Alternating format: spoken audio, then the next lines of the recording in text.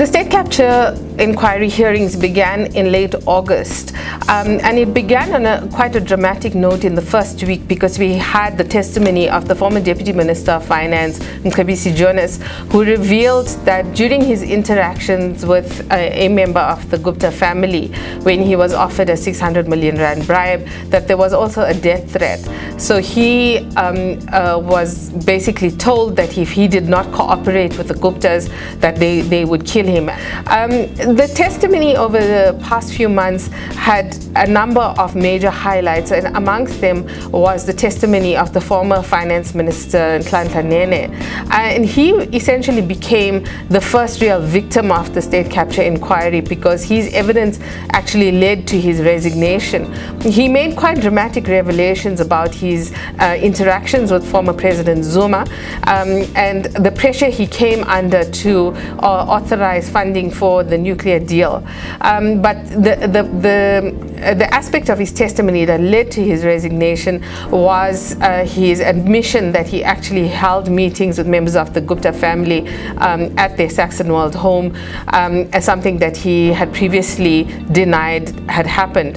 There was also interesting revelations from the Public Enterprises Minister Pravin Gordhan about the time when he was Finance Minister, and he also revealed his interactions with former President Zuma on some of the mega deals that the National Treasury was under pressure to authorize, and this included the nuclear deal, the Petro SA engine deal, and the Denel Asia deal.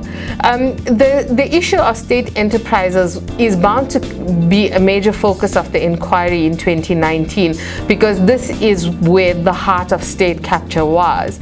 But during this the past few months, what we had is testimony from South Africa's 4 major banks, but also people who had interactions with members of the Gupta family, such as Themba Maseko and Feki Mentor.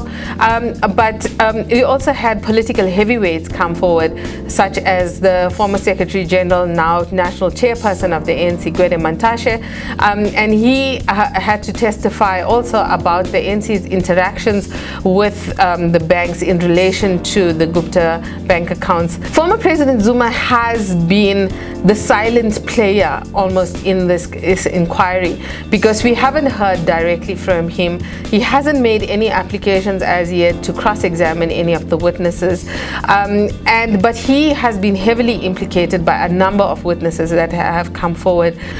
Judge Raymond Zondo has invited him to respond to some of the witness testimony. Of course, the other major players in this inquiry are members of the Gupta family. They refused to return to South Africa to testify, and they said that they wanted to testify via video link, or invited the commission to meet them in another location out of the country because they said that they stood the danger of being arrested if they came to South Africa. The judge denied their request. So there's a dramatic few months that await South Africa, and particularly when we get to hear how major entities like Eskom and Transnet were looted and how money was drained. But I think that the major thing that most South Africans are looking forward to is that this inquiry should eventually lead to prosecutions, and I think that the appointment of the new National Director of Public Prosecutions holds great promise for this in future.